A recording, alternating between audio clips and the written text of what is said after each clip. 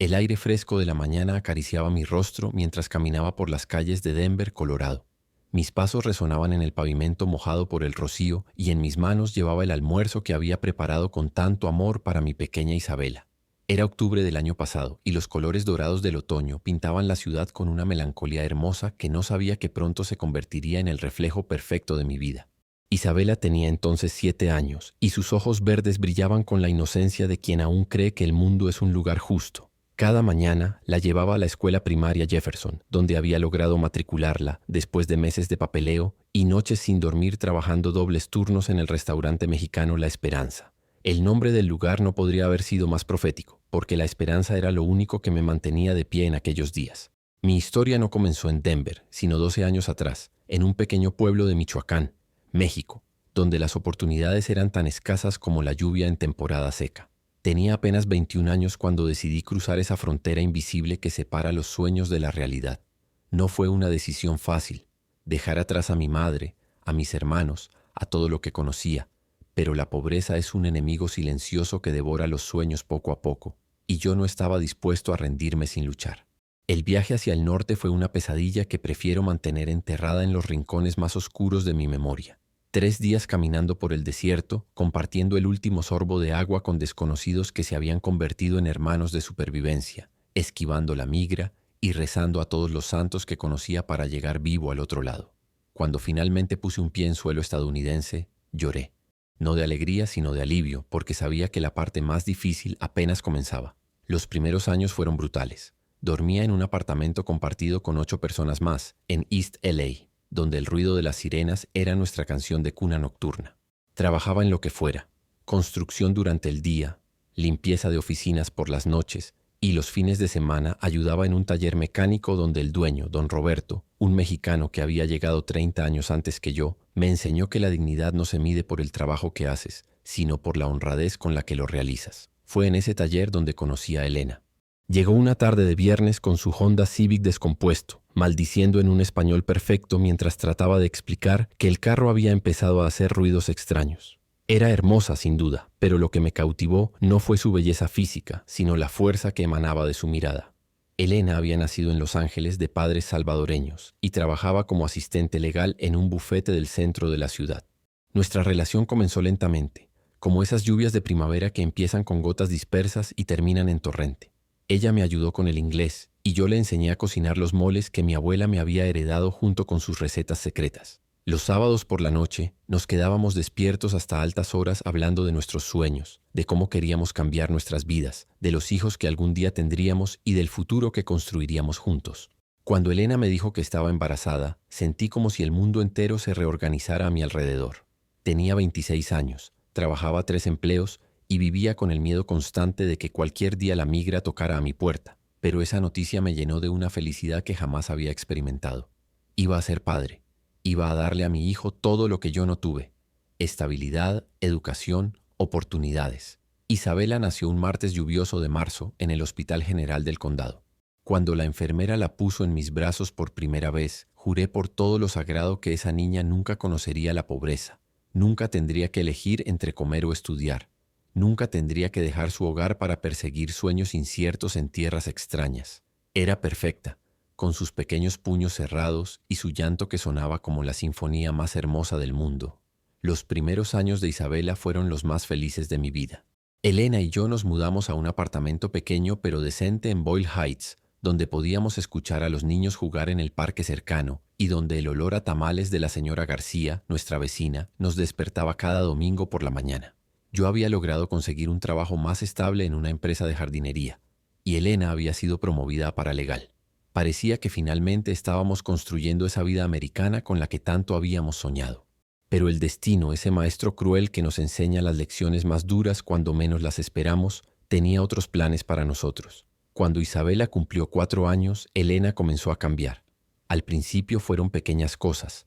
Llegaba más tarde del trabajo, se mostraba distante durante las cenas familiares. Ya no reía con la misma facilidad de antes. Yo lo atribuía al estrés del trabajo, a la rutina de la vida adulta, pero la verdad era mucho más dolorosa. Una noche de octubre, mientras Isabela dormía en su pequeña cama decorada con princesas de Disney, Elena se sentó frente a mí en la mesa de la cocina y pronunció las palabras que cambiarían mi vida para siempre. Ya no funciona entre nosotros. Quiero que te vayas. Su voz era fría, calculadora, muy diferente a la mujer cálida y apasionada de la que me había enamorado. Le supliqué, le rogué que me explicara qué había pasado, qué había hecho mal. Pero Elena ya había tomado su decisión. Más tarde me enteraría de que había conocido a Mark, un abogado estadounidense del bufete donde trabajaba.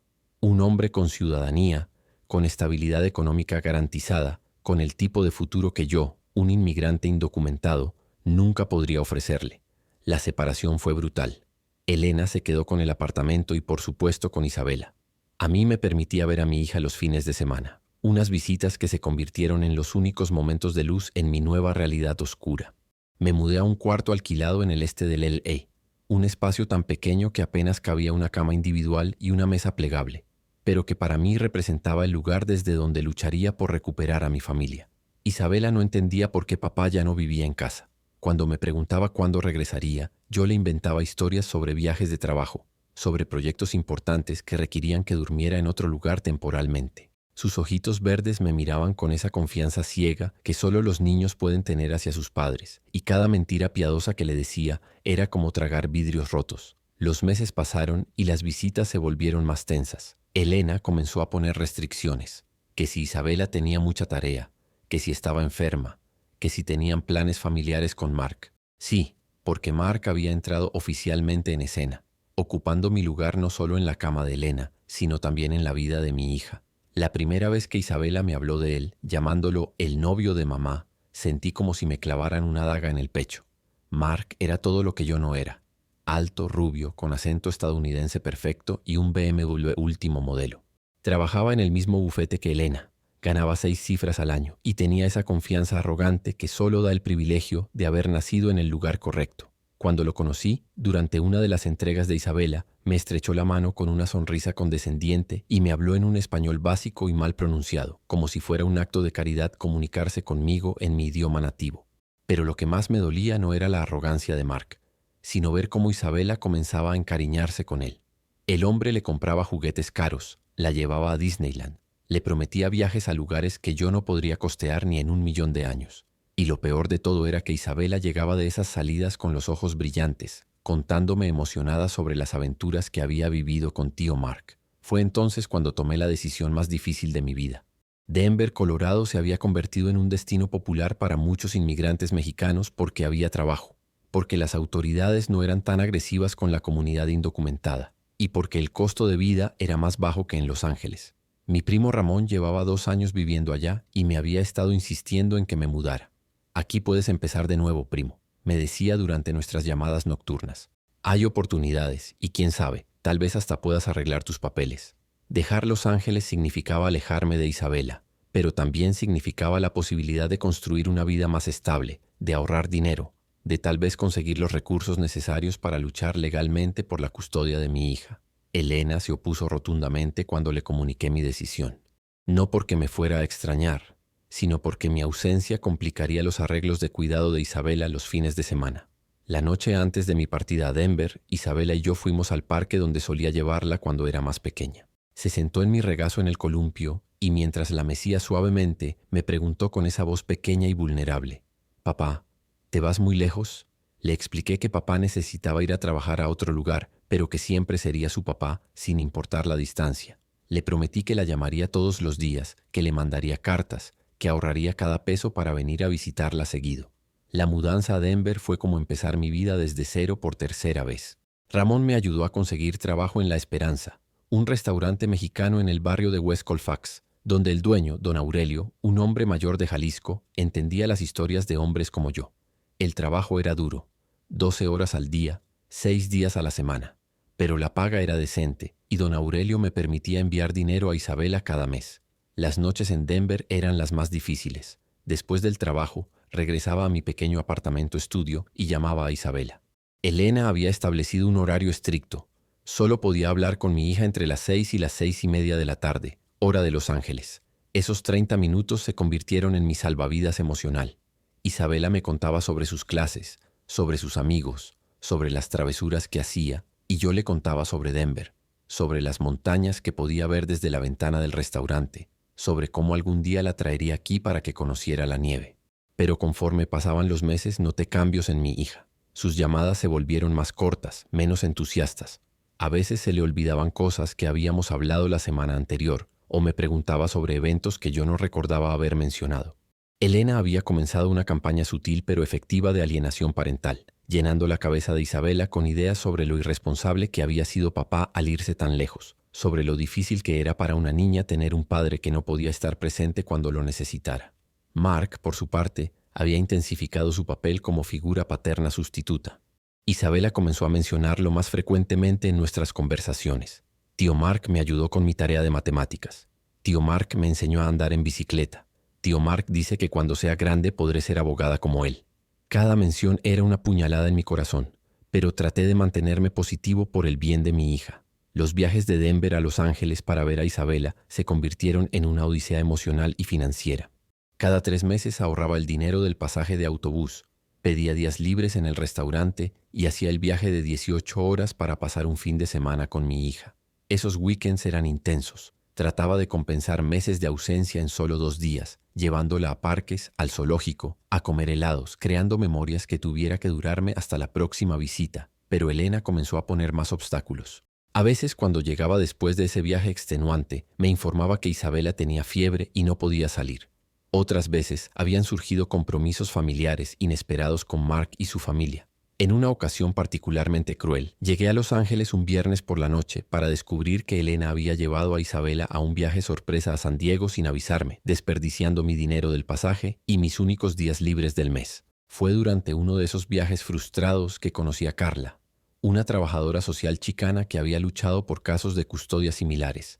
Nos encontramos en una cafetería cerca del apartamento de Elena, donde yo estaba esperando una llamada que me confirmara si podría ver a Isabela ese fin de semana. Carla se acercó porque me vio llorando sobre una taza de café frío y con esa intuición que tienen las mujeres que han visto demasiado sufrimiento, se sentó frente a mí y me preguntó, ¿problemas con la custodia? Carla me explicó que Elena estaba siguiendo un patrón clásico de alienación parental diseñado para debilitar los vínculos entre Isabela y yo, preparando el terreno para una eventual petición de custodia total. Ella está documentando todo, me advirtió Carla. Cada visita cancelada, cada vez que no puedes venir por falta de dinero, cada llamada perdida. Está construyendo un caso contra ti como padre ausente e irresponsable. Las palabras de Carla me golpearon como un balde de agua fría.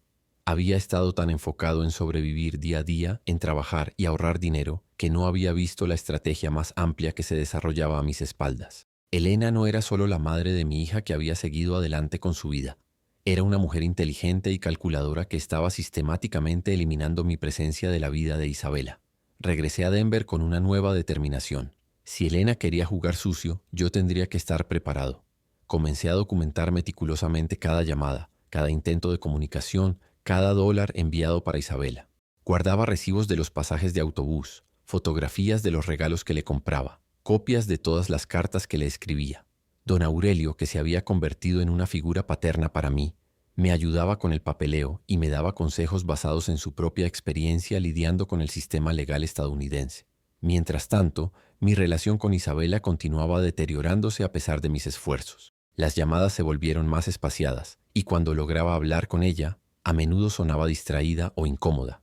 En una ocasión que me dolió particularmente, Isabela me preguntó por qué no podía ser como Mark, por qué no tenía papeles, por qué siempre tenía que preocuparme por la migra. Elena había estado llenando su cabeza con información que una niña de 6 años no debería saber, usando mi estatus migratorio como arma en su guerra psicológica. El golpe más devastador llegó en diciembre, durante las fiestas navideñas. Había ahorrado durante meses para comprarle a Isabela una bicicleta rosada que había visto en una tienda de Denver y que sabía que le encantaría.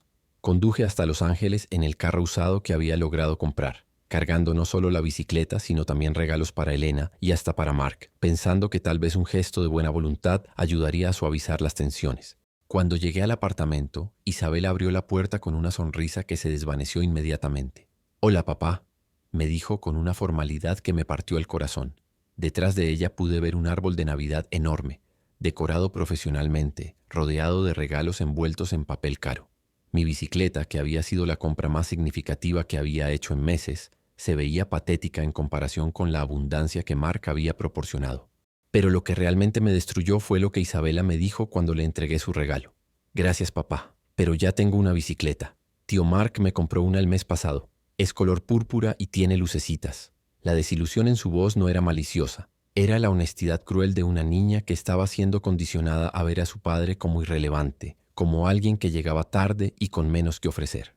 Elena apareció en la sala con una copa de vino en la mano y esa sonrisa falsa que había perfeccionado para nuestros encuentros. «Qué sorpresa verte por aquí», me dijo, como si yo fuera un conocido lejano y no el padre de su hija.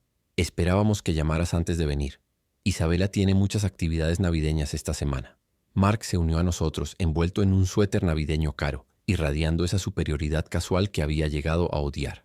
Se agachó y abrazó a Isabela con una familiaridad que me hizo hervir la sangre. «¿Cómo está mi princesa favorita?», le preguntó, y ella se derritió en sus brazos como lo hacía conmigo cuando era más pequeña. Esa noche, durmiendo en mi carro en el estacionamiento de un Walmart, tomé una decisión que cambiaría el curso de nuestras vidas para siempre. No podía seguir siendo un espectador en la vida de mi propia hija. Elena y Mark habían declarado la guerra, usando a Isabela como campo de batalla, y yo tenía que responder, pero no tenía dinero para un abogado. No tenía estatus legal que me protegiera. No tenía más armas que mi amor de padre y mi determinación inquebrantable. De vuelta en Denver, busqué ayuda legal gratuita en organizaciones que ayudaban a inmigrantes. Ahí conocí a la abogada Sara Martínez, una mujer mexicoamericana de segunda generación que había dedicado su carrera a defender los derechos de familias separadas por el sistema de inmigración. Sara revisó mi caso y fue brutalmente honesta. «Tu situación es complicada. Sin estatus legal tus opciones son limitadas, pero tienes derechos como padre y podemos luchar por ellos». El proceso legal fue una montaña rusa emocional. Presentamos una petición para establecer un régimen de visitas formal, solicitamos mediación familiar y comenzamos a construir un caso que demostrara mi compromiso como padre a pesar de las circunstancias. Elena contrató a un abogado privado caro, uno de los socios del bufete donde trabajaba Mark, y inmediatamente contraatacó con una petición para obtener custodia total, alegando que yo era un padre negligente y que mi estatus migratorio representaba un peligro para el bienestar de Isabela. Los meses siguientes fueron un infierno legal. Cada documento que presentábamos era respondido con dos de su parte. Cada evidencia de mi amor por Isabela era contrarrestada con ejemplos de mi ausencia física. Elena y Mark habían convertido mi lucha por ser un buen padre en mi contra, argumentando que un verdadero padre nunca se habría mudado tan lejos de su hija, que un hombre responsable habría arreglado su situación migratoria antes de tener un hijo. Mientras tanto, mi relación con Isabela se deterioraba aún más. Las llamadas telefónicas se volvieron tan tensas que a menudo terminaban con ella llorando y pidiéndole a Elena que colgara. Elena había comenzado a sugerir que estas conversaciones la estresaban demasiado, que era mejor para el bienestar emocional de la niña tener menos contacto conmigo hasta que se resolviera la situación legal. En abril, recibí la notificación que había estado temiendo. Elena había presentado una denuncia de abandono infantil y negligencia en mi contra. El documento legal, lleno de jerga jurídica que apenas entendía, básicamente argumentaba que yo había abandonado voluntariamente a mi hija, que no proveía apoyo emocional o financiero consistente y que mi presencia en su vida era más perjudicial que beneficiosa. La acusación más dolorosa era que yo estaba usando a Isabela para manipular emocionalmente a Elena, llamándola a horas inapropiadas, mandándole regalos que no podía costear y llenándole la cabeza con promesas que no podía cumplir. Según la denuncia, Isabela había comenzado a mostrar signos de ansiedad relacionados con nuestras interacciones. Tenía pesadillas después de nuestras llamadas y su rendimiento escolar había comenzado a declinar. Leer esa denuncia fue como recibir una golpiza emocional. Cada línea era una distorsión cruel de mi amor paternal. Cada acusación una perversión de mis intentos desesperados por mantener una relación con mi hija. Elena había tomado mi dolor y lo había convertido en evidencia de mi inadecuación como padre.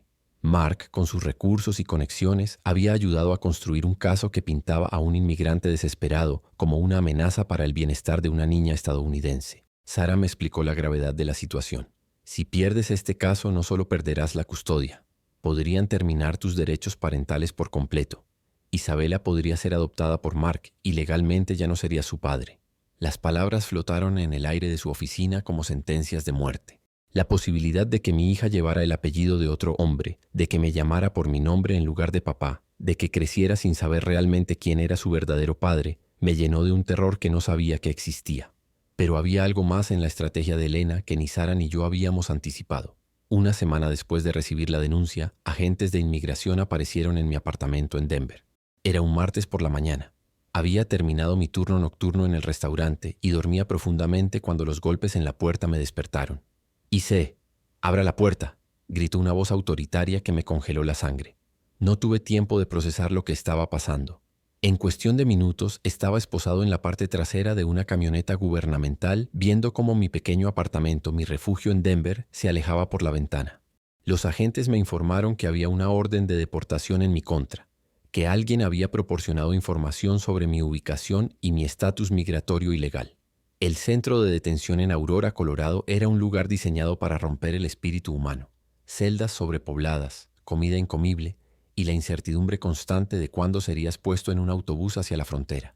Pero lo que más me atormentaba no era la condición física del lugar, sino la realización de que Elena y Mark habían orquestado todo esto. La denuncia de custodia había sido solo la primera parte de su plan. La deportación era la solución final que garantizaría que Isabela nunca más tuviera que lidiar con un padre problemático. Durante los días en detención traté de contactar a Sara, de hablar con Isabela, de explicar mi situación, pero el sistema estaba diseñado para aislar a personas como yo del mundo exterior. Finalmente, después de una semana, Sara logró visitarme. Su rostro estaba pálido y pude ver en sus ojos que traía noticias devastadoras. Elena aceleró el proceso de custodia, me explicó a través del vidrio que nos separaba. Argumenta que tu detención es prueba de que eres un peligro para Isabela, que tu actividad criminal te descalifica como padre. La ironía era cruel. Mi único crimen había sido buscar una vida mejor para mi familia, pero el sistema legal lo interpretaba como evidencia de mi falta de carácter moral. Pero Sara tenía una estrategia final. Hay algo en el caso que no cuadra. Elena cometió un error en su denuncia y creo que podemos usarlo en tu favor. Pero necesitamos llegar a la audiencia de custodia antes de que te deporten. Es nuestra única oportunidad. Los siguientes días fueron una carrera contra el tiempo. Sara trabajó día y noche para conseguir una orden judicial que retrasara mi deportación hasta después de la audiencia de custodia. Usó todos los contactos que tenía, llamó en favores profesionales e incluso pagó de su propio bolsillo para expeditar algunos procedimientos. Era una mujer luchando contra un sistema diseñado para separar familias, y su determinación me devolvió una pequeña chispa de esperanza. Finalmente, 3 días antes de mi deportación programada, recibimos la notificación. Habría una audiencia de custodia y yo tendría derecho a estar presente. Sería trasladado desde el centro de detención hasta la corte en Los Ángeles, donde un juez decidiría no solo el futuro de mi relación con Isabela, sino posiblemente mi destino en este país. El viaje de vuelta a Los Ángeles fue surreal. Esposado en el asiento trasero de un vehículo federal, viendo pasar por la ventana las ciudades donde había construido mi vida americana, me sentía como un fantasma visitando los restos de su existencia anterior. Denver desaparecía en el horizonte, llevándose con él 2 años de trabajo duro, de pequeñas victorias, de la vida modesta pero digna que había logrado construir. La noche antes de la audiencia, en una celda del centro de detención de Los Ángeles, no pude dormir. Pensé en Isabela, en la niña de 7 años que probablemente ya no me reconocería como la figura central de su mundo. Pensé en Elena, en cómo la mujer que una vez había amado se había convertido en mi peor enemiga. Pensé en Mark, en cómo un extraño había logrado ocupar mi lugar en la vida de mi propia hija. Y pensé en mi madre, allá en Michoacán, que probablemente nunca conocería a su única nieta. Pero también pensé en todas las historias de hombres como yo que había escuchado a lo largo de los años, inmigrantes que habían perdido a sus hijos, que habían sido deportados y separados para siempre de sus familias, que se habían convertido en fantasmas en las vidas de las personas que más amaban. No quería ser una de esas historias. No importaba cuánto hubiera en mi contra. No me rendiría sin luchar hasta el último minuto. La mañana de la audiencia llegó con un cielo gris que parecía reflejar la gravedad del momento.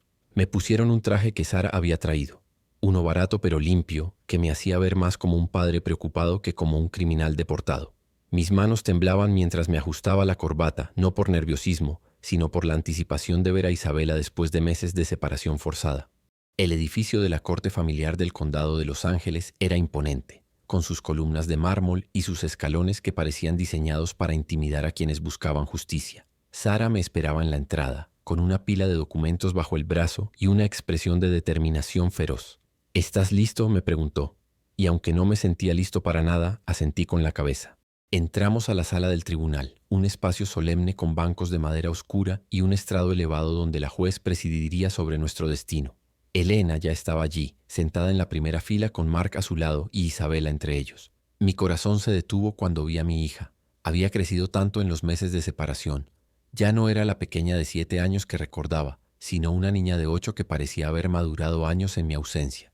Isabela me vio entrar y su reacción fue como un puñal en mi pecho. No corrió hacia mí como lo habría hecho antes. No gritó papá, con esa alegría pura que solía iluminar mis días. En cambio, se acurrucó más cerca de Mark, escondiendo parcialmente su rostro contra su brazo, como si yo fuera un extraño que la hacía sentir incómoda. Elena me miró con una mezcla de triunfo y desdén que me hizo entender que ella creía que ya había ganado. Llevaba un traje profesional gris que proyectaba autoridad y respetabilidad, y su cabello estaba peinado en un moño elegante que la hacía ver como la exitosa asistente legal que era. Mark, por su parte, irradiaba la confianza de alguien que nunca había dudado de su lugar en el mundo, vestido con un traje que probablemente costaba más de lo que yo ganaba en 3 meses. La juez Patricia Morales entró a la sala y todos nos pusimos de pie. Era una mujer mayor, de ascendencia latina, con cabello canoso y ojos que sugerían décadas de experiencia lidiando con casos familiares complejos. Su presencia irradiaba autoridad, pero también una sensación de comprensión que me dio una pizca de esperanza de que al menos sería escuchado. «Buenos días», dijo la juez Morales mientras se sentaba y organizaba los papeles frente a ella. «Estamos aquí para el caso de custodia menor Isabela Restrepo García. Entiendo que tenemos una situación compleja que involucra cuestiones de inmigración, custodia y el bienestar del menor». Su voz era firme pero no carente de compasión, y cuando me miró directamente sentí que al menos tendría la oportunidad de contar mi versión de la historia. El abogado de Elena, el señor Davidson, se levantó primero. Era un hombre corpulento con cabello plateado y una voz que resonaba con la autoridad de quien había ganado cientos de casos similares. Comenzó su presentación con una narrativa que me pintaba como un padre irresponsable que había abandonado a su familia para perseguir oportunidades egoístas en otro estado. «Su señoría», comenzó Davidson con una voz teatral, «este caso representa todo lo que está mal con padres que ponen sus propias necesidades antes que las de sus hijos. El señor Restrepo voluntariamente se mudó a cientos de millas de distancia de su hija, reduciendo el contacto a llamadas telefónicas esporádicas y visitas irregulares que más bien traumatizaban a la menor que fortalecían su relación paterno-filial. Cada palabra era como una bofetada. Davidson continuó describiendo cómo Elena había tenido que asumir toda la responsabilidad de criar a Isabela, cómo Mark había stepped up como una figura paterna estable, y cómo mi reciente detención por inmigración era la evidencia final de que yo representaba un elemento de inestabilidad e ilegalidad en la vida de mi hija. «Isabela ha florecido bajo el cuidado estable de mi clienta y el señor Thompson», continuó Davidson, usando el apellido formal de Mark como si quisiera enfatizar su legitimidad. «La menor ha expresado en múltiples ocasiones su preferencia por la estabilidad de su hogar actual, donde tiene acceso a educación de calidad, actividades extracurriculares y, lo más importante, la presencia constante de figuras parentales responsables». Cuando Davidson terminó, Sara se levantó para mi defensa. Su voz temblaba ligeramente al principio, no por nerviosismo, sino por la indignación de lo que había escuchado. «Su señoría, lo que acabamos de escuchar es una distorsión cruel de la historia de un padre que ha luchado contra obstáculos imposibles para mantener una relación con su hija». Sara explicó las circunstancias económicas que me habían forzado a mudarme a Denver. Documentó meticulosamente cada llamada telefónica, cada dólar enviado, cada intento de visita que había sido obstaculizado por Elena. Presentó evidencia de mi trabajo estable, de mis contribuciones financieras para Isabela, de las cartas que le escribía semanalmente. «Mi cliente no abandonó a su hija», declaró Sara con pasión creciente. «Fue sistemáticamente alienado de ella por una madre que decidió que un nuevo compañero con ciudadanía estadounidense era más conveniente que el padre biológico de su hija. La deportación del señor Restrepo no fue resultado de actividad criminal, sino de una denuncia maliciosa diseñada para eliminarlo permanentemente de la vida de Isabela».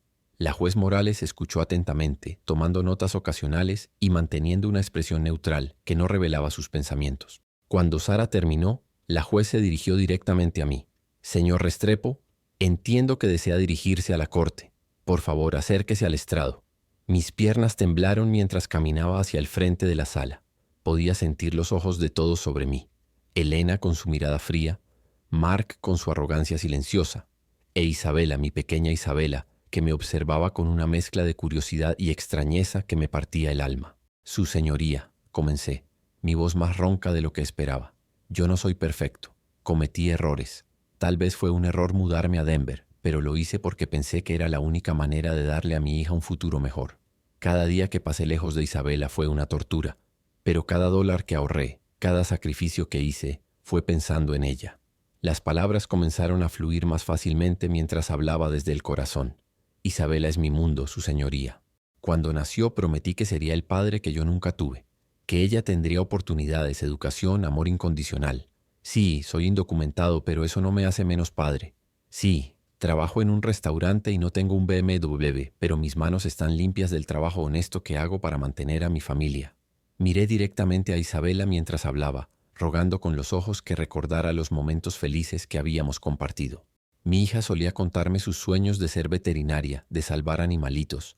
Me dibujaba cartas con crayones donde éramos una familia feliz. Yo le enseñé a andar en bicicleta, a hacer tortillas, le cantaba canciones de cuna en español. Esos recuerdos no pueden ser borrados por papeles legales. La emoción amenazaba con quebrar mi voz, pero continué.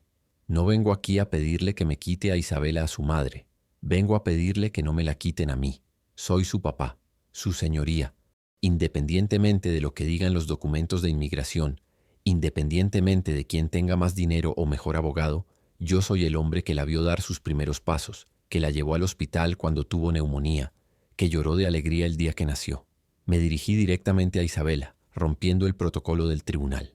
Mija, sé que todo esto es confuso. Sé que papá no ha estado cerca como quisiera. Pero no importa lo que pase hoy, no importa a dónde me manden, siempre serás mi princesa. Siempre te voy a amar más que a mi propia vida.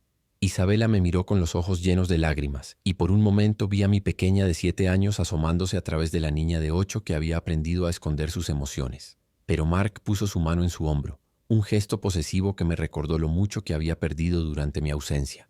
La juez Morales me pidió que regresara a mi asiento, y entonces hizo algo inesperado. Me gustaría hablar con Isabela en privado, anunció. Todos los adultos, excepto la trabajadora social de la corte, saldrán de la sala por 15 minutos. Mi corazón se aceleró. Esta era la oportunidad de Isabela de hablar sin la presión de los adultos a su alrededor. Mientras salíamos de la sala, Sara me susurró al oído. Esto es bueno. Los niños a menudo son más honestos cuando no sienten que van a decepcionar a alguien. Los 15 minutos en el pasillo fueron eternos. Elena y Mark se mantuvieron en un extremo, hablando en susurros con Davidson, mientras Sara y yo esperábamos en el otro. Podía ver la confianza en el rostro de Elena. Estaba segura de que Isabela confirmaría todo lo que había estado diciéndole durante meses sobre lo mejor que era su vida sin mí.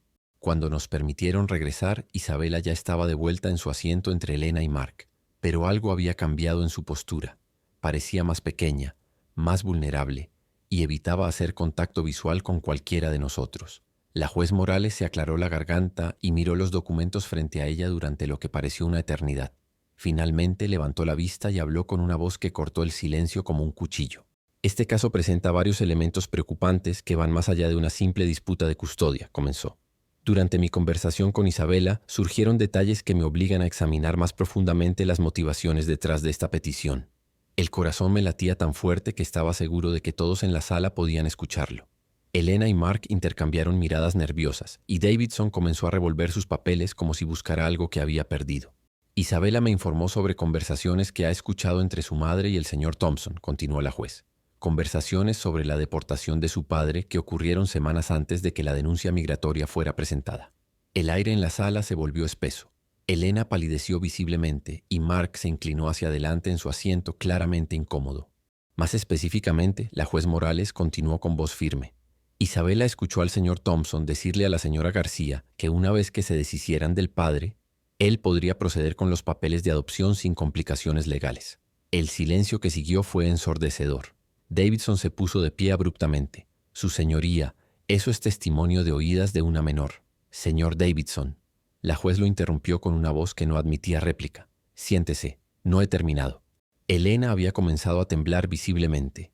Mark tenía la cara roja y miraba alternativamente entre Isabela y Elena, como si no pudiera creer lo que estaba pasando. Pero hay más, continuó la juez Morales, y su voz se volvió aún más severa. Durante mi investigación rutinaria del caso, descubrí que el señor Thompson tiene conexiones familiares con un agente de ICE en la oficina de Los Ángeles, su hermano menor, para ser exactos. La bomba había estallado. Sara me agarró del brazo, sus ojos brillando con una mezcla de shock e indignación. Elena comenzó a llorar silenciosamente, pero no eran lágrimas de tristeza, sino de terror por haber sido descubierta. La cronología de los eventos, la juez continuó meticulosamente, muestra que la denuncia migratoria anónima contra el señor Restrepo fue presentada exactamente 3 días después de que el señor Thompson consultara con su hermano sobre procedimientos de deportación. Los registros telefónicos que fueron solicitados como parte de mi investigación confirman múltiples llamadas entre los hermanos Thompson durante ese periodo. Mark se puso de pie, su compostura completamente perdida. Su señoría, esto es, mi relación con mi hermano no tiene nada que ver con... «Silencio», gritó la juez, y toda la sala se estremeció. «Señor Thompson, usted y la señora García orquestaron deliberadamente la deportación del padre de esta niña para facilitar su adopción. Utilizaron recursos gubernamentales para fines personales y manipularon el sistema legal en detrimento del bienestar de un menor». Elena finalmente habló, su voz quebrada. «Su señoría, nosotros solo queríamos lo mejor para Isabela. Él no podía darle la estabilidad que ella necesitaba». «¿La estabilidad?». La juez Morales se inclinó hacia adelante, su indignación palpable. «Usted llama estabilidad a mentirle a una niña sobre su padre, a alienarla de él sistemáticamente y luego conspirar para deportarlo cuando su plan de alienación no funcionó lo suficientemente rápido». Las lágrimas corrían por mi rostro, pero no eran lágrimas de tristeza, sino de una mezcla compleja de vindicación, alivio y dolor por todo lo que Isabela había tenido que presenciar. Miré a mi hija que estaba llorando silenciosamente, confundida por el colapso del mundo que Elena y Mark habían construido a su alrededor. Pero aquí viene la revelación más devastadora. La juez continuó, y su voz se volvió aún más fría. Isabela también me informó que el señor Thompson le prometió adopciones y viajes a Disneyland, a cambio de que dejara de pedirle a su madre que llamara a su papá. Un menor de 8 años fue sobornada emocionalmente para que participara, sin saberlo, en la alienación de su propio padre. Mark colapsó de vuelta en su asiento como si hubiera recibido un golpe físico. Davidson parecía completamente perdido, hojeando desesperadamente sus documentos como si pudiera encontrar alguna manera de controlar el daño. Y hay más, la juez Morales no había terminado con sus revelaciones. La investigación de los servicios sociales del condado, iniciada después de mis sospechas sobre este caso, reveló que el señor Thompson ha estado pagando por servicios psicológicos privados para Isabela, servicios que tenían como objetivo específico ayudarla a procesar la ausencia de su padre y aceptar nuevas figuras paternas. En otras palabras, terapia diseñada para acelerar su alienación. Sara se puso de pie temblando de indignación. «Su señoría, solicitamos que se inicie una investigación criminal por conspiración, manipulación de menores y abuso del sistema judicial». «Ya está en proceso», respondió la juez secamente. «Los cargos correspondientes serán presentados por la oficina del fiscal del distrito». Elena había comenzado a sollozar incontrolablemente, finalmente entendiendo la magnitud de lo que había hecho y las consecuencias que enfrentaría. Mark permanecía en shock, mirando hacia el vacío como si no pudiera procesar que su plan perfectamente orquestado se había desmoronado tan completamente. Pero Isabela, mi pequeña Isabela, era quien más me preocupaba en ese momento. Estaba sentada entre 2 adultos que habían manipulado su mundo entero, que habían usado su amor infantil como arma contra su propio padre, y ahora tenía que enfrentar la realidad de que todo lo que le habían dicho era mentira. La juez Morales se dirigió directamente a Isabela. «Mi niña, sé que esto es muy confuso y doloroso. Nada de esto es tu culpa. Los adultos tomaron decisiones terribles que te afectaron, pero tú no hiciste nada malo». Isabela levantó la vista hacia la juez, sus ojos verdes empañados por las lágrimas. «¿Mi papá se va a ir para siempre?», preguntó con una voz tan pequeña que apenas se pudo escuchar. «No, cariño», respondió la juez con la primera sonrisa genuina de todo el día. «Tu papá se va a quedar aquí contigo». La juez se dirigió entonces a toda la sala. «Por el poder investido en mí por el Estado de California, ordeno lo siguiente. Primero, se otorga custodia física inmediata de la menor Isabela García al señor Roberto Restrepo. Segundo, se suspenden todos los derechos de visita de la señora Elena García hasta que complete un programa de rehabilitación para alienación parental y sea evaluada psicológicamente. Tercero, se prohíbe permanentemente al señor Mark Thompson cualquier contacto con la menor». El mundo pareció detenerse. Sara me abrazó, llorando de alegría, mientras Davidson trataba desesperadamente de objetar las decisiones de la juez. Elena había comenzado a gritar protestas incoherentes, pero los alguaciles ya se acercaban para mantener el orden. «Además», continuó la juez, «estaré recomendando personalmente a las autoridades de inmigración que se otorgue al señor Restrepo un estatus legal temporal basado en el interés superior del menor. Una niña estadounidense tiene derecho a tener a su padre presente en su vida». Isabela se levantó de su asiento y por primera vez en meses corrió hacia mí, La recibí en mis brazos, sintiendo su pequeño cuerpo temblar contra el mío mientras lloraba. Papá, lo siento, susurró entre sollozos. No quería que te fueras. Ellos me dijeron que era mejor así, pero yo siempre te extrañé. Shh, mi amor, le susurré al oído, acariciando su cabello. Nada de esto fue tu culpa.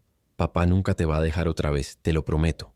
Mientras sostenía a Isabela, miré por encima de su cabeza hacia Elena, que estaba siendo escoltada fuera de la sala entre sollozos. Por un momento nuestros ojos se encontraron, y en lugar de la ira que esperaba sentir, solo encontré una profunda tristeza por la mujer que había sido capaz de tanto amor y ahora había caído tan bajo. Mark fue escoltado separadamente, evitando todo contacto visual, su mundo de privilegio y manipulación finalmente colapsado. Davison recogió sus papeles en silencio, probablemente ya calculando cómo distanciarse de un caso que mancharía su reputación para siempre. La juez Morales descendió de su estrado y se acercó a nosotros. Señor Restrepo, me dijo con una voz ahora cálida. Este caso me recordó por qué me hice juez de familia. A veces el sistema funciona. A veces la justicia prevalece. Su hija es afortunada de tener un padre que luchó tan duro por ella. Gracias, su señoría, logré decir a través de las lágrimas. No sé cómo agradecerle por escuchar la verdad. No me agradezca a mí, respondió con una sonrisa. Agradézcale a su hija. Fue lo suficientemente valiente para decir la verdad cuando más importaba. Los meses que siguieron fueron de reconstrucción. Isabela y yo tuvimos que aprender a ser padre e hija otra vez, a confiar el uno en el otro después de tanta manipulación y separación. Comenzamos terapia familiar con una psicóloga especializada en casos de alienación parental, quien nos ayudó a procesar todo el trauma de lo que habíamos vivido. Isabela tenía pesadillas frecuentes al principio, despertándose en pánico pensando que yo había desaparecido otra vez. Durante las primeras semanas dormía en un colchón en el suelo de mi habitación, porque no podía soportar estar sola por las noches. Poco a poco, con paciencia y amor constante, comenzamos a sanar. Regresamos a Denver juntos, donde don Aurelio me recibió con los brazos abiertos y me ofreció un puesto de gerente en el restaurante. Isabela se adaptó sorprendentemente bien a la escuela nueva, donde sus maestros, informados sobre su situación, le brindaron apoyo extra durante la transición. Elena fue sentenciada a 2 años de prisión por conspiración y manipulación de menores, aunque solo cumplió 8 meses. Mark enfrentó cargos más severos debido a su uso de recursos gubernamentales y su posición de influencia, recibiendo 3 años de prisión y la pérdida de su licencia para ejercer leyes. Pero más importante que cualquier castigo legal fue la transformación en Isabela. Lentamente, mes a mes, comencé a ver regresar a mi verdadera hija. La niña que había sido condicionada a sentirse incómoda conmigo se convirtió otra vez en la pequeña que corría a abrazarme cuando llegaba del trabajo. Sus risas volvieron. Sus sueños de ser veterinaria resurgieron y comenzó a hacer planes para el futuro que incluían a papá. Una tarde de primavera, mientras caminábamos por el parque cerca de nuestro nuevo apartamento en Denver, Isabela me tomó de la mano y me dijo algo que nunca olvidaré. Papá, ahora entiendo por qué siempre me decías que la familia es lo más importante. Ellos trataron de hacerme olvidar, pero el amor de verdad no se puede borrar. Esa noche, mientras la arropaba en su cama decorada con sus nuevos animales de peluche, Isabela me preguntó sobre su madre. Era una conversación que había estado evitando, pero sabía que era inevitable. Papá, ¿algún día podré ver a mamá otra vez? La pregunta me partió el corazón, porque a pesar de todo lo que Elena había hecho, seguía siendo la madre de Isabela. Cuando seas mayor, mija, y cuando los doctores digan que mamá está mejor, tal vez, pero siempre va a ser tu decisión. ¿Tú la odias?, me preguntó con esa honestidad brutal que solo los niños poseen. Pensé cuidadosamente antes de responder. No la odio, mi amor. Estoy muy triste por las decisiones que tomó, y muy enojado por cómo nos lastimó, pero el odio es muy pesado para cargarlo. Prefiero usar mi energía amándote a ti. Isabela sintió con esa sabiduría prematura que había desarrollado a través de su trauma. Yo también prefiero amar que odiar, papá. Es más fácil ser feliz así. Ahora, casi 1 año después de aquella audiencia que cambió nuestras vidas, Isabela y yo hemos construido una nueva rutina. Ella ayuda en el restaurante los fines de semana, donde todos los empleados la han adoptado como la mascota oficial. Sus calificaciones son excelentes, ha hecho nuevos amigos y ha comenzado clases de piano porque descubrió que le encanta la música. Los documentos de mi estatus legal temporal se convirtieron en residencia permanente hace 3 meses y mi abogado dice que puedo solicitar la ciudadanía en 5 años. Isabela está emocionada porque eso significa que podremos viajar a México para que conozca a su abuela y al resto de la familia que nunca ha visto. A veces, en las noches tranquilas, cuando Isabela está haciendo su tarea en la mesa de la cocina y yo estoy preparando la cena, miro a mi alrededor y me asombro de cómo el destino puede cambiar tan dramáticamente. Hace 2 años estaba en una celda de detención, convencido de que había perdido a mi hija para siempre. Hoy ella me pregunta si puede invitar a sus amigas a una pijamada el próximo fin de semana. La traición de Elena y Mark nos enseñó lecciones duras sobre la capacidad humana para el mal, pero también nos mostró la resistencia del amor verdadero.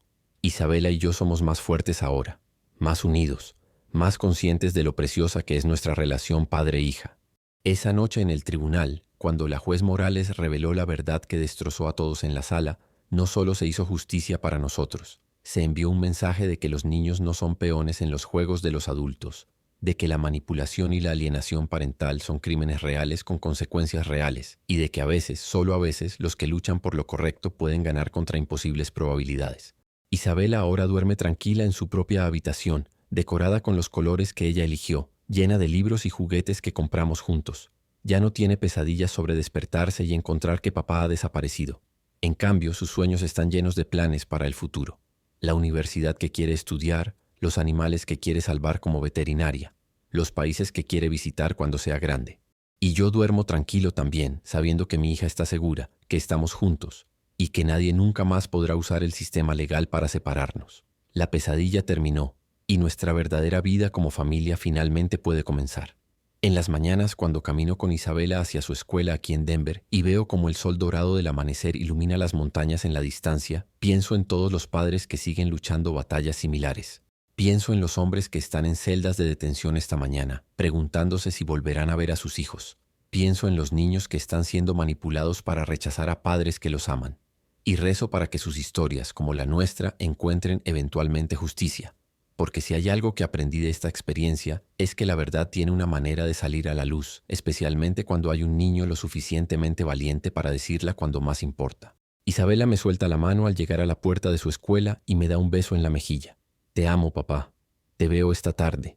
Sus palabras son simples, cotidianas, pero para mí representan todo por lo que luché, todo lo que estuve a punto de perder y todo lo que ahora tenemos de vuelta. Te amo también, mi princesa, le respondo, viendo cómo corre hacia sus amigas con esa alegría despreocupada que todos los niños merecen tener. Mientras regreso caminando hacia el restaurante, pienso en aquella sala del tribunal donde la juez reveló la verdad que destrozó a todos los presentes. No destrozó a todos por igual. Para Elena y Mark fue la destrucción de sus planes manipulativos y el comienzo de las consecuencias de sus acciones. Para Isabela y para mí fue la destrucción de las mentiras que habían envenenado nuestras vidas y el comienzo de nuestra verdadera historia como padre e hija. La justicia no siempre prevalece tan dramáticamente como lo hizo en nuestro caso, pero cuando lo hace, cuando la verdad finalmente sale a la luz y los que han sufrido injustamente son vindicados, es un recordatorio poderoso de que vale la pena luchar por lo que es correcto, sin importar cuán imposibles parezcan las probabilidades. Esta es nuestra historia. Una historia de traición y manipulación, pero también de amor inquebrantable, de resistencia ante la adversidad y de la victoria final de la verdad sobre la mentira. Es la historia de un padre que nunca se rindió y de una hija que fue lo suficientemente valiente para decir la verdad cuando más importaba. Y es también una promesa a todos los padres que luchan contra la alienación, a todos los niños que están siendo manipulados, a todas las familias que han sido separadas por la crueldad y la ambición. Su historia también merece un final donde la justicia prevalezca, donde el amor triunfe y donde la verdad eventualmente destroce todas las mentiras en la sala. Pero esta historia no termina con esa caminata matutina hacia la escuela. La vida real es más compleja que los finales cinematográficos, y nuestra recuperación como familia requería enfrentar capas de trauma que yo apenas estaba comenzando a entender. 3 semanas después de mudarnos definitivamente a Denver, Isabela comenzó a mostrar comportamientos que me preocuparon profundamente. Durante el día parecía la niña feliz que siempre había sido, pero por las noches se convertía en alguien diferente. Se despertaba gritando, no por pesadillas ordinarias, sino por terrores nocturnos donde me suplicaba que no la dejara, donde repetía frases que claramente había escuchado de Elena y Mark. «No me dejes como dejaste a mamá», gritaba en medio de la noche, con los ojos abiertos pero sin estar realmente despierta. «Promete que no vas a buscar otra familia mejor». Estas palabras me partían el corazón porque revelaban las mentiras crueles que habían sido plantadas en su mente infantil durante mi ausencia. La doctora Martínez, la psicóloga infantil que comenzamos a ver, Me explicó que Isabela estaba procesando no solo la separación que habíamos vivido, sino también la revelación traumática de que dos de las figuras más importantes en su vida la habían estado manipulando deliberadamente. Es como si hubiera descubierto que el mundo en el que creía vivir era completamente falso. Me explicó durante una de nuestras sesiones familiares.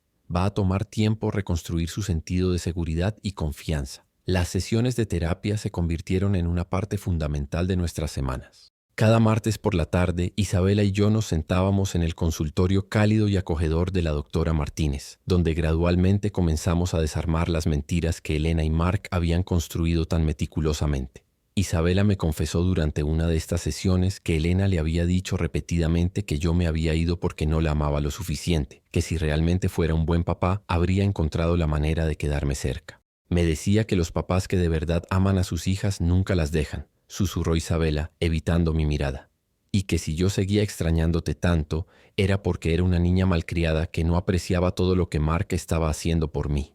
Escuchar estas revelaciones era como recibir puñaladas repetidas en el corazón.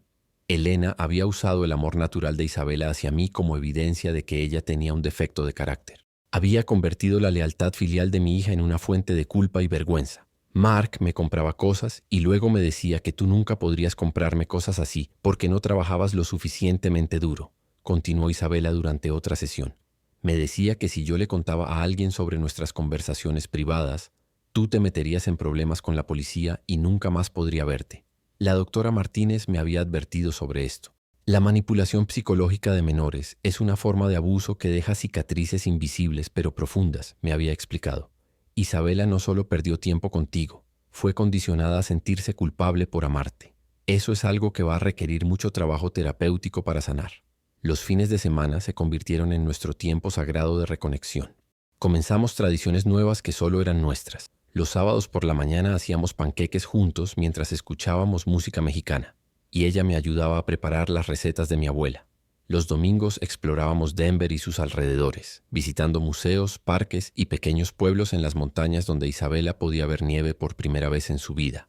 Fue durante uno de estos domingos, en un pequeño pueblo llamado Georgetown, que Isabela me hizo una pregunta que me tomó completamente desprevenido. Estábamos sentados en un café local, compartiendo un pedazo de pastel de manzana, cuando ella levantó la vista de su tenedor y me preguntó: «Papá, ¿tú crees que mamá realmente me amaba o solo me estaba usando?» La pregunta era tan madura, tan devastadoramente perceptiva para una niña de 8 años que me quedé sin palabras por varios segundos.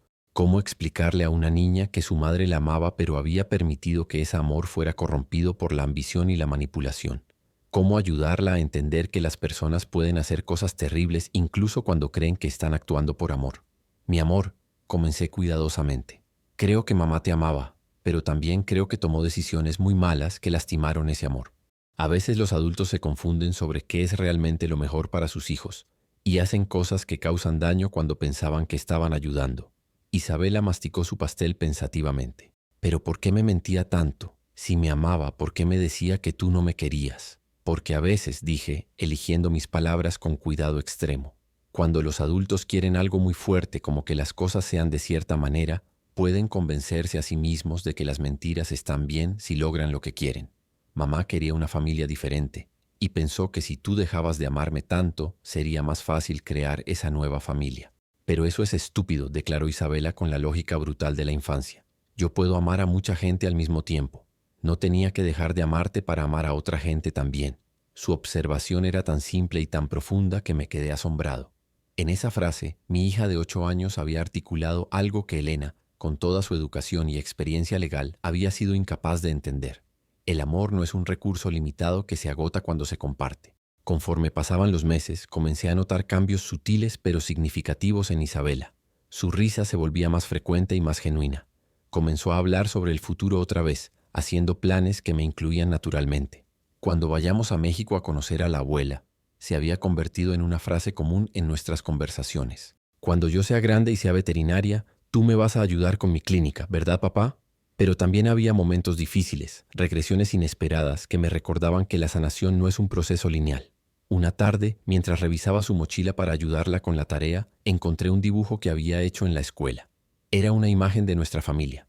Ella, yo, Elena y Mark, todos tomados de la mano bajo un sol amarillo brillante.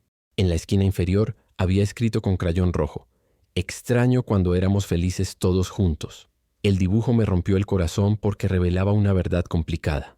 A pesar de toda la manipulación, a pesar de todo el daño que Elena y Mark habían causado, Isabela tenía recuerdos genuinos de momentos de felicidad con ellos. Parte de mí quería odiar esos recuerdos. Quería que Isabela entendiera completamente lo tóxica que había sido esa situación. Pero la doctora Martínez me ayudó a entender que esos sentimientos contradictorios eran normales y saludables. Isabela está procesando una pérdida real, me explicó la doctora. Perdió no solo a su madre, sino a la versión de su madre que pensaba que conocía. Perdió la familia que creía que tenía. Es natural que sienta nostalgia por los buenos momentos, incluso sabiendo que estaban construidos sobre mentiras.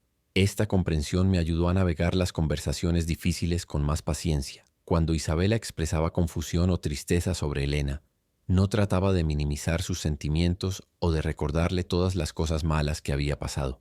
En cambio, la escuchaba, validaba sus emociones y la ayudaba a procesar la complejidad de amar a alguien que te había lastimado. El primer día de las madres después del juicio fue particularmente desafiante. Isabela llegó de la escuela con los ojos rojos, cargando una tarjeta que había hecho en clase de arte. Todos los niños hicieron tarjetas para sus mamás, me dijo con voz temblorosa. Yo no sabía qué hacer. Esa noche, después de cenar, nos sentamos juntos en el sofá y hablamos sobre los diferentes tipos de familias, sobre cómo algunas personas tienen mamás que no pueden estar con ellos pero que los aman desde lejos, y sobre cómo el amor puede existir incluso cuando las relaciones están rotas. Decidimos que podía guardar la tarjeta en una caja especial, junto con otras cosas que quería conservar, pero que no estaba lista para compartir. El trabajo en La Esperanza se había convertido en más que un empleo. Era mi comunidad, mi red de apoyo, mi segundo hogar. Don Aurelio me había promovido a gerente asistente, lo que significaba no solo más responsabilidad, sino también horarios más flexibles que me permitían estar presente para Isabela cuando me necesitaba. Los otros empleados, todos inmigrantes con sus propias historias de lucha y separación familiar, se habían convertido en tíos y tías adoptivos para Isabela. Sofía, una de las meseras que había llegado de El Salvador huyendo de la violencia de las pandillas, se había convertido en una figura materna sustituta para Isabela. Los martes por la tarde, cuando yo tenía que quedarte tarde haciendo inventario, Sofía recogía a Isabela de la escuela y la ayudaba con su tarea en una de las mesas del restaurante. Isabela había comenzado a llamarla tía Sofía, y Sofía respondía con el cariño feroz de alguien que entendía lo que significaba construir una familia a partir de personas que no compartían tu sangre pero sí tu corazón. Ramón, mi primo que me había traído originalmente a Denver, se había convertido en el tío favorito de Isabela. Los sábados por la tarde, cuando yo trabajaba el turno de almuerzo, él la llevaba al parque o al zoológico, siempre regresando con historias de las preguntas imposibles que Isabela hacía y las observaciones que lo hacían reír hasta las lágrimas. Esa niña tiene la mente de un filósofo, me decía Ramón después de una de sus expediciones. Hoy me preguntó por qué las jirafas tienen cuellos tan largos pero no pueden hablar si pueden ver tan lejos. Dijo que si ella pudiera ver tan lejos, tendría mucho más que decir que las personas normales.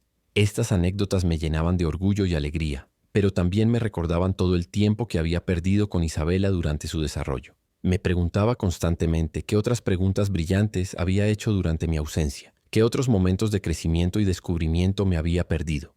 La doctora Martínez me ayudó a procesar esta culpa también. Los padres que han estado presentes todo el tiempo también se pierden momentos, me recordaba. Los niños crecen tan rápido que incluso los padres más dedicados a veces se sienten como si estuvieran perdiendo cosas importantes. Lo que importa no es el tiempo que perdiste, sino lo que haces con el tiempo que tienes ahora. En el otoño, Isabela comenzó segundo grado en su nueva escuela, y yo estaba determinado a ser el padre presente que siempre había querido ser. Me convertí en voluntario para viajes de campo, ayudé en eventos escolares, y asistí a cada conferencia de padres y maestros con un nivel de atención que probablemente rayaba en lo obsesivo. La señora Johnson, la maestra de Isabela, me pidió que me quedara después de la primera conferencia de padres. Quiero que sepa, me dijo con una sonrisa cálida, que Isabela habla de usted constantemente. Es obvio que la relación que ustedes tienen es muy especial. Pero también quiero que sepa que está bien relajarse un poco. Isabela está bien ajustada, es una estudiante excelente y claramente se siente segura y amada. No tiene que compensar por el tiempo perdido siendo perfecto todo el tiempo. Sus palabras fueron un alivio y un recordatorio de que mi ansiedad como padre, aunque comprensible, podía convertirse en una carga para Isabela si no tenía cuidado. Esa noche, durante nuestra rutina de hora de dormir, le pregunté a Isabela si sentía mucha presión de mi parte. ¿Qué es presión?, me preguntó, lo que me hizo reír porque a veces olvidaba que estaba hablando con una niña de 8 años, no con una adulta pequeña. Presión es cuando sientes que tienes que ser perfecta o hacer todo bien para hacer feliz a alguien, le expliqué. Isabela pensó por un momento, mordiéndose el labio inferior como hacía siempre que estaba considerando algo seriamente. A veces pienso que si soy mala o si hago algo mal, tú también te vas a ir, admitió finalmente. Pero no es presión, es más como miedo. Su honestidad me devastó.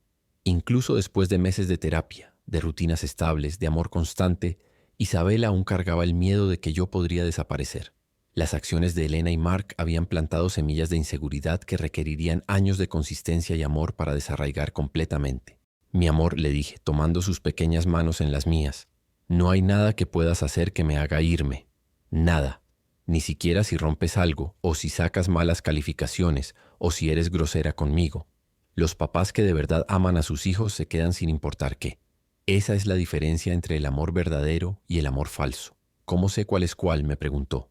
El amor verdadero se queda cuando es difícil, le dije. El amor falso se va cuando ya no es conveniente. Esa conversación se convirtió en una de muchas que tuvimos sobre la naturaleza del amor, la familia y la confianza. Isabela tenía una curiosidad voraz sobre las relaciones humanas, probablemente estimulada por su propia experiencia de traición y recuperación.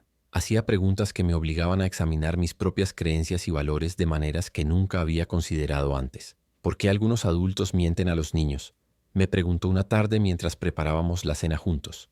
A veces porque creen que la verdad va a lastimar demasiado, respondí. Otras veces porque quieren algo y piensan que las mentiras van a hacer más fácil conseguirlo. Y a veces porque ellos mismos están confundidos sobre qué es verdad. ¿Pero no duelen más las mentiras cuando al final descubres que eran mentiras? Sí, admití. Casi siempre duelen más. Isabela asintió con esa sabiduría prematura que había desarrollado. Entonces es mejor decir la verdad aunque duela al principio, porque al final duele menos. Estas conversaciones me recordaban constantemente que Isabela había madurado de maneras que ningún niño debería tener que madurar. Había aprendido lecciones sobre traición, manipulación y las complejidades de las relaciones adultas que la mayoría de los niños no aprenden hasta que son mucho mayores. Pero también había desarrollado una resistencia emocional, una capacidad de percepción y una comprensión profunda del valor de la honestidad que la servirían bien durante toda su vida. El primer aniversario del juicio llegó en octubre y decidimos hacer algo especial para marcarlo. Isabela había sugerido que fuéramos a la montaña a ver los colores del otoño, algo que nunca había experimentado viviendo en Los Ángeles. Condujimos hasta Aspen, donde los álamos temblones habían convertido las laderas en un mar de oro líquido. Mientras caminábamos por un sendero que serpenteaba a través del bosque dorado, Isabela de repente se detuvo y me miró con una expresión seria. «Papá, ¿te puedo decir algo?» «Claro, mi amor. Siempre puedes decirme cualquier cosa. A veces estoy contenta de que todo eso pasó», dijo, y mi corazón se saltó un latido. No porque me gustó que nos separaran, sino porque ahora sé que nuestro amor es real. Antes, cuando era pequeña, nunca había pensado en eso. Pero ahora sé que tú luchaste por mí de verdad, que no te rendiste cuando era difícil. Sus palabras me emocionaron tanto que tuve que sentarme en un tronco caído para procesar lo que había dicho. Isabela se sentó a mi lado recostándose contra mi brazo. Y también estoy contenta de que ahora sé cuándo la gente me está mintiendo, continuó. Es como si tuviera un superpoder que me protege de las personas malas. La llamamos nuestra caminata del aniversario y se convirtió en una tradición anual. Cada octubre regresamos a las montañas para reflexionar sobre el año que había pasado, para hablar sobre cómo habíamos crecido y para renovar nuestras promesas mutuas de honestidad y amor incondicional. Durante nuestro segundo viaje anual, Isabela había crecido tanto que podía caminar senderos más desafiantes. Tenía 9 años entonces y su personalidad se había desarrollado de maneras que me llenaban de orgullo y asombro. Era ferozmente independiente pero también profundamente empática. Brillante académicamente, pero también emocionalmente inteligente de maneras que a veces me sorprendían. «Papá», me dijo durante esa segunda caminata, «¿crees que algún día voy a perdonar a mamá completamente?» Era una pregunta que yo mismo me había hecho muchas veces. «¿Tú quieres perdonarla?», le pregunté. «No sé», admitió. «Parte de mí quiere, porque estoy cansada de estar enojada. Pero otra parte de mí piensa que si la perdono es como decir que lo que hizo estuvo bien». «El perdón no significa que lo que alguien hizo estuvo bien», le expliqué. Significa que decides no cargar más el peso de la ira. Puedes perdonar a alguien y aún saber que lo que hizo estuvo mal. Puedes perdonar y aún protegerte de que te lastimen otra vez. Isabela reflexionó sobre esto durante el resto de nuestra caminata. Esa noche, en nuestro hotel en Aspen, escribió una carta a Elena que nunca envió. Me pidió que la leyera y sus palabras me conmovieron profundamente. Querida mamá, todavía te amo, pero estoy muy lastimada por lo que hiciste. Ojalá hubieras encontrado una manera de ser feliz sin lastimarme y sin lastimar a papá. Tal vez algún día podamos hablar otra vez, pero por ahora necesito estar con papá y sentirme segura. Espero que encuentres la manera de ser una persona mejor. Tu hija, Isabela. Guardar esa carta en una caja especial junto con otros recuerdos importantes se había convertido en parte de nuestro ritual de sanación. Isabela tenía varias cajas ahora, una para cartas que escribía pero no enviaba, una para fotos y recuerdos de nuestros momentos felices, y una para lo que ella llamaba sus tesoros de sabiduría, pequeños objetos que encontraba o que la gente le daba que le recordaban lecciones importantes que había aprendido. La comunidad latina en Denver nos había acogido completamente. Isabela había comenzado a tomar clases de baile folclórico mexicano los sábados por la mañana, donde una señora mayor llamada Doña Carmen le enseñaba no solo los pasos tradicionales, sino también las historias y la historia detrás de cada danza. Es importante que conozcas de dónde vienes, mija. Doña Carmen le decía a Isabela mientras ajustaba su falda colorida. Tu papá luchó mucho para darte la oportunidad de ser orgullosa de ser mexicana y también de ser americana. Eres un puente entre dos mundos. Isabela había comenzado a referirse a sí misma como mexicana-americana coloradense, una identidad compleja pero hermosa que reflejaba las múltiples facetas de su experiencia. Hablaba español en casa conmigo, inglés en la escuela, y había comenzado a mezclar los dos idiomas de maneras creativas que a veces me hacían reír hasta las lágrimas. Papá, ¿podemos hacer quesadillas para la lonchera tomorrow?, me preguntaba mezclando idiomas sin pensarlo. O, ese niño en mi clase es muy sangrón. But también es funny cuando no está being mean. Su fluidez cultural se había convertido en una de sus fortalezas más grandes. Podía navegar entre diferentes grupos sociales en la escuela, traducir para otros padres inmigrantes durante eventos escolares y servir como puente cultural en situaciones donde su bilingüismo y biculturalismo eran valuable. El camino hacia la sanación completa no había sido lineal. Hubo setbacks, momentos de duda, noches difíciles donde ambos nos preguntábamos si realmente habíamos superado el trauma de nuestra separación. Pero cada obstáculo que superamos juntos fortalecía nuestra relación y nuestra confianza mutua. Ahora, mientras escribo esta historia desde nuestro hogar en Denver, con Isabela haciendo su tarea de 4º grado en la mesa de la cocina y preguntándome ocasionalmente cómo se deletrea alguna palabra difícil, me doy cuenta de que la revelación en esa sala del tribunal no solo cambió nuestras vidas legalmente. Nos dio la oportunidad de reconstruir nuestra relación sobre una base de total honestidad, respeto mutuo y amor inquebrantable. Isabela ahora tiene 10 años y cuando la gente le pregunta sobre su familia, responde con una confianza que me llena de orgullo.